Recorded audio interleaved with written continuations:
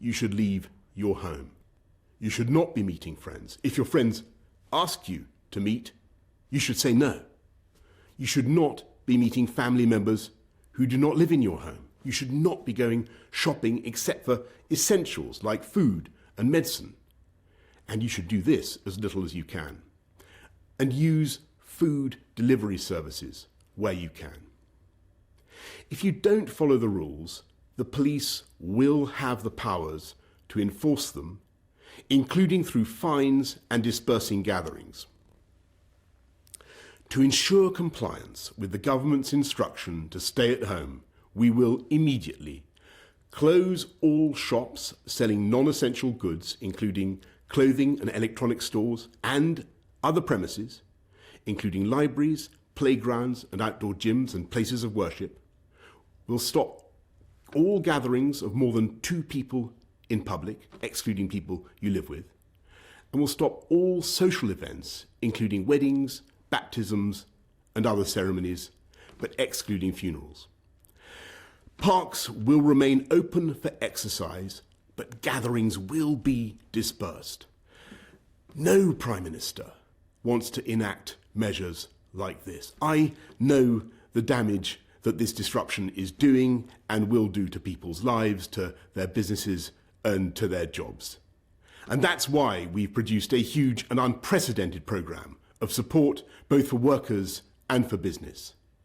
And I can assure you that we will keep these restrictions under constant review. We will look again in 3 weeks and relax them if the evidence shows we are able to.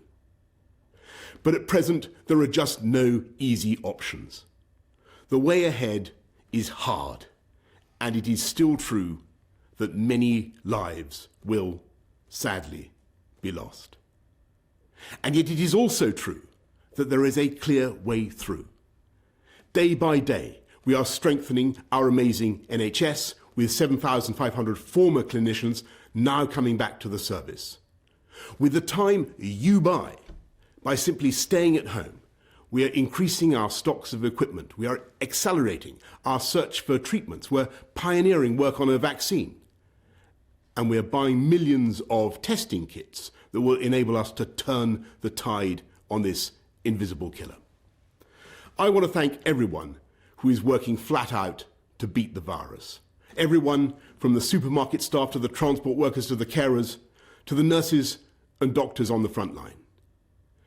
But in this fight, we can be in no doubt that each and every one of us is directly enlisted.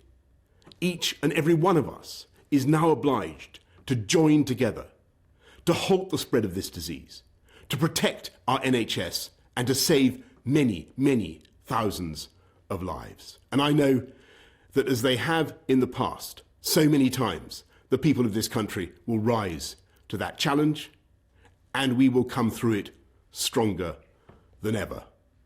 We will beat the coronavirus and we will beat it together. And therefore, I urge you at this moment of national emergency to stay at home, protect our NHS and save lives. Thank you.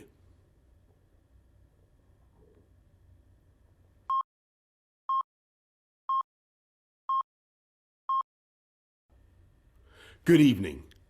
The coronavirus is the biggest threat this country has faced for decades, and this country is not alone. All over the world, we're seeing the devastating impact of this invisible killer. And so tonight, I want to update you on the latest steps we're taking to fight the disease and what you can do to help. And I want to begin by reminding you why the UK has been taking the approach that we have. Without a huge national effort,